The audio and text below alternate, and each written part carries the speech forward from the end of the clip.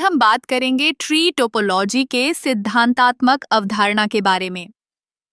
Tree topology एक network संरचना है जो एक पेड़ की तरह दिखती है। इसमें एक मुख्य नोड होता है जिसे रूट कहा जाता है और इसके नीचे कई शाखाएं होती हैं। यह संरचना डेटा को व्यवस्थित करने और उसे साझा करने के लिए बहुत उपयोगी है। जब हम ट्री टोपोलॉजी की बात करते हैं तो हमें ये समझना होगा कि ये कैसे काम करती है। रूट नोड से शुरू होकर हर शाखा एक नए नोड की ओर जाती है। यह नोड्स एक दूसरे से जुड़े होते हैं और हर नोड के पास अपने बच्चे होते हैं। इस तरह एक पेड़ की तरह यह संरचना बढ़ती है।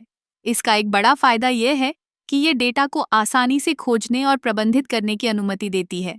उदाहरण के लिए, जब हम किसी फाइल को खोजते हैं तो हम उस फाइल के स्थान को ट्रैक कर सकते हैं क्योंकि यह एक निश्चित पथ पर होती है।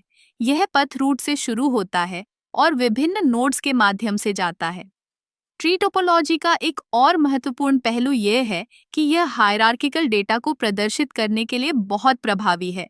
जैसे कि एक कंपनी में आप देख सकते हैं कि सीईओ के नीचे विभिन्न विभाग हैं और हर विभाग में अलग-अलग टीमें हैं। यह संरचना स्पष्टता प्रदान करती है और यह समझने में मदद करती है कि कौन किसके अधीन है। हालांकि ट्री टोपोलॉजी के कुछ नुकसान भी हैं। अगर रूट नोड में कोई समस्या आती है तो पूरे नेटवर्क पर प्रभाव पड़ सकता है। यह एकल बिंदु विफलता का कारण बन सकता है, इसलिए इसे सही तरीके से प्रबंधित करना आवश्यक है। इसके अलावा अगर किसी नोड में बहुत अधिक डेटा होता है तो वह नोड धीमा हो सकता है। इसलिए डेटा को सही तरीके से विभाजित करना और संतुलित करना महत्वपूर्ण है।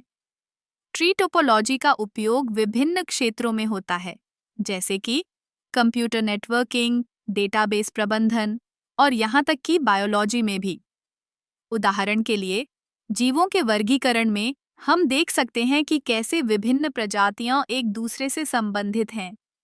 इस तरह ट्री टोपोलॉजी एक बहुप्रकारी संरचना है जो न केवल डेटा को व्यवस्थित करने में मदद करती है, बल्कि हमें यह समझने में भी मदद करती है कि विभिन्न तत्वों के बीच संबंध कैसे हैं। यह में एक सरल लेकिन प्रभावी तरीका है जो हमें जटिल जानकारी को समझने में मदद करता है। इसलिए अगली बार जब आप किसी नेटवर्क या डेटा संरचना के बारे में सोचें तो ट्री टोपोलॉजी को याद रखें। यह न केवल उपयोगी है, बल्कि ये हमें एक नई दृष्टि भी प्रदान करती है कि कैसे हम जानकारी को व्यवस्थित कर सकते हैं।